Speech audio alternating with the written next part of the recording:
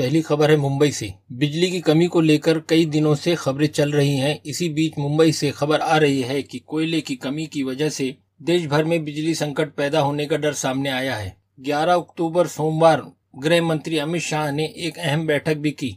इस बैठक में केंद्रीय ऊर्जा मंत्री आर.के. सिंह और कोयला मंत्री प्रहलाद जोशी भी शामिल हुए। मीटिंग में कोयला स्टॉक की स्थिति की निगरानी करने वाली कोर प्रबंधन टीम ने आश्वासन दिया है कि 3 दिनों के बाद कोयला डिस्पैच प्रतिदिन 1.7 मैट्रिक टन तक पहुंचने की संभावना है। इससे कोयले की आपूर्ति और बिजली की स्थिति में सुधार होगा। वहीं मुंबई वासियों के लिए एक अच्छी खबर है। बिजली उत्पादक कंपनियों ने ऐसी तैयारी कर रखी है कि यहां बिजली का संकट सामने नहीं आएगा। सबसे ज्यादा बिजली सप्लाई करने वाली कंपनी अडानी इलेक्ट्रिसिटी ने मुंबई से सटे धानु प्लांट में स्वदेशी और आयातित कोयले की सहायता से बिजली उत्पादन को व्यवस्थित रखा है। टाटा पावर ने भी बिजली का उत्पादन बढ़ाया है।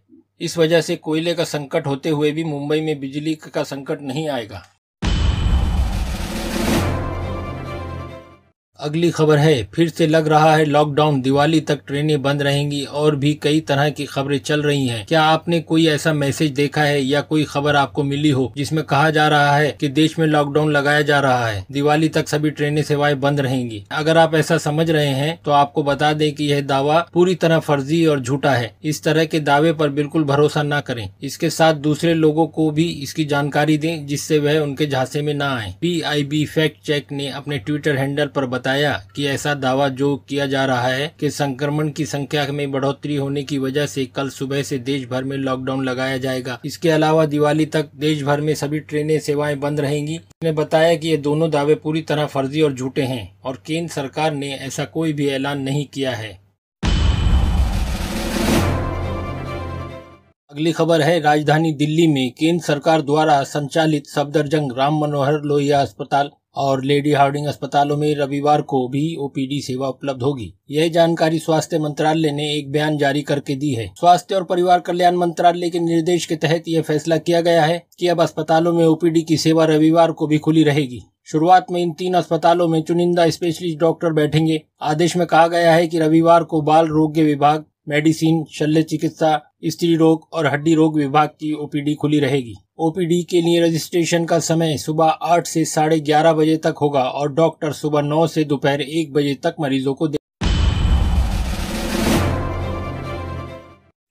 अगली खबर है, लखीमपुर खीरी हिंसा में 4 किसानों सहित 8 लोगों की मृत्यु के मुख्य आरोपित केंद्रीय गृह राज्य मंत्री अजय कुमार मिश्रा के बेटे आशीष मिश्रा पर शिकंजा कसता जा रहा है। शनिवार देर रात गिरफ्तारी के बाद जेल भेजे गए आशीष मिश्रा की पुलिस कस्टडी रिमांड पर सोमवार को सुनवाई के बाद CJM कोर्ट ने 3 दिन के लिए पुलिस रिमांड पर भेजा। वहीं हिंसा के बाद से कांग्रेस समेत पूरा विपक्ष आदित्यनाथ और नरेंद्र मोदी सरकार पर हमलावर है और सभी आशीष के पिता और केंद्रीय मंत्री अजय मिश्रा को बर्खास्त करने की मांग कर रहे हैं। फिलहाल कोर्ट ने उसे 3 दिन के रिमांड पर भेज दिया है। अब आगे SIT अगले 3 दिनों तक उससे और ज्यादा पूछताछ करेगी।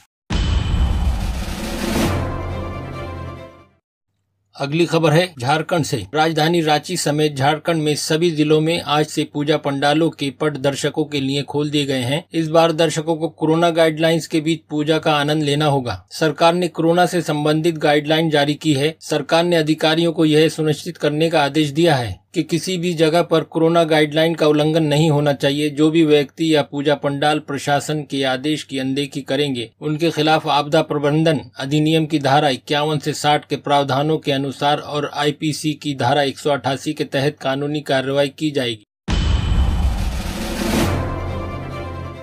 अगली खबर है, छत्तीसगढ़ पुलिस में सब इंस्पेक्टर के 975 पदों पर वैकेंसी निकली है। अगर आप भी पुलिस में भर्ती होना चाहते हैं तो यह आपके लिए सुनहरी मौका है। सब इंस्पेक्टर की इस नौकरी को पाने के लिए उम्मीदवारों को लिखित एग्जाम, फिजिकल एग्जाम और मेडिकल टेस्ट पास करना होगा। आवेदन की तारीख 1 अक्टूबर 2021 से शुरू होकर 31 अक्टूबर 2021 आवेदन की आखिरी तारीख है। आप भी इच्छुक हैं तो आपको छत्तीसगढ़ पुलिस की ऑफिशियल वेबसाइट पर विजिट करना होगा। यहाँ आपको इस भर्ती का ऑफिशियल नोटिफिकेशन और आवेदन फॉर्म भरने का लिंक मिल जाएगा। और भी सारी जानकारी आपको वहाँ से मिल सकती है। कौन से पदों पर वैकेंसी है, सब जानकारियाँ वेबसाइट से ले सकते हैं।